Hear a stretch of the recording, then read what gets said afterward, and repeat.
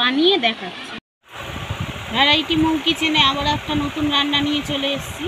এখানে দেখো আমি এগুলো যুক্তি ফুল, আমি যুক্তি ফুলগুলোকে ছাড়িয়ে নিয়েছি, আরও কয়েকটা রেখেছি। যারা চেনেও না তাদেরকে দেখাচ্ছি। দেখো এরকম থোকা থোকা হয়, পুরো যেন কানের দুলের মতন, ঝুড়ি যেরকম থোকা থোকা হয় ওই রকম।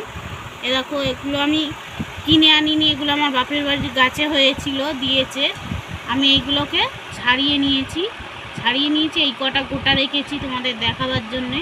আর অনেকে যুক্তি ফুল ভাজা খেতে চায় না, তার জন্যে আমি একরকম করে দেখাবো, তোমরা দেখতে থাকো। ওইরকম করলে কিন্তু যারা যুক্তি ফুল ভাজা খায় না তারাও কিন্তু খেয়ে নেবে।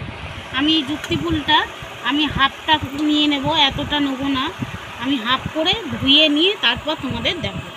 আমি এখানে দেখো যুক্তি ফুলটা ভালো করে ধুয়ে নিয়ে চলে এসেছি।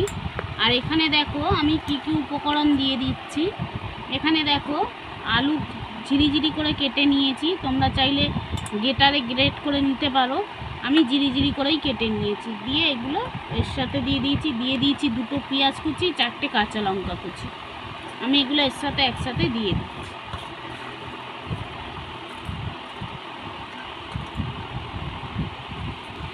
এখানে দেখো 8 চামচে আদা বাটা দিয়ে দিচ্ছি। এখানে দেখো আমি পরিমাণ মতন নুন দিয়ে দিচ্ছি। তোমরা যদি করো তোমাদের পরিমাণ মতন নুনটা দিয়ে নেবে। এখানে দেখো হলুদ গুঁড়ো দিয়ে দিচ্ছি আমি 1 চামচে গুঁড়ো লঙ্কা দিয়ে দিচ্ছি, 1 চামচে দিচ্ছি জিরে গুঁড়ো, ধনে গুঁড়ো দিয়ে দিচ্ছি। এখানে দেখো আমি পরিমাণ মতন বেসন নিয়ে নিচ্ছি। আমি কতটা নিচ্ছি বলে দিচ্ছি, 3 চামচে, এই 4 চামচে আর এই 5 চামচে আমি বেসন গুঁড়ো নিয়ে নিচ্ছি। তোমরা 50 চাইলেও দিয়ে দিতে পারো। এটাকে আমি ভালো করে মেখে নিয়ে তারপরে ভাজতে চলে যাচ্ছি। এখানে কড়াই দেখো আমি তেল দিয়ে নিয়েছি, আর আমি কড়াটার মধ্যে একটু বেগুন ভেজে নিয়েছিলাম বলে তেলটা একটু কালো হয়ে আছে বন্ধুরা। আর এখানে দেখো আমি এটাকে ভালো করে মেখে নিয়েছি, আমি একটু জল দিয়ে মেখে নিয়েছি, দেখতে পাচ্ছ আমি ভালো করে এরকমভাবে মেখে নিয়েছি। এবার কিন্তু আমি এইগুলো যুক্তি ফুলে পেঁয়াজ আলু দিয়ে বড়া করছি। দেখো যারা খেতে চায় না তাদেরকে একবার হলে ওরকম বড়া বানিয়ে দেবে, দেখবে তারা কিন্তু বড়াটা খেয়ে নেবে। ভাতের সাথে ডাল দিয়ে দেবে, দেখবে খেয়ে নেবে। আর এমনিও তো খেতে খুবই ভালো লাগে, যারা খেয়েছো তারা জানো এই যুক্তি ফুলটা। আর একদম এরকম যদি একবার বড়া করে খাও, কিন্তু ভাজার থেকে এই বড়াটাই বেশি ভালো লাগে। তাহলে আমি বড়াগুলো ভেজে নিচ্ছি, কড়াইয়ের মধ্যে দেখো দিয়ে দিচ্ছি এরকম করে করে।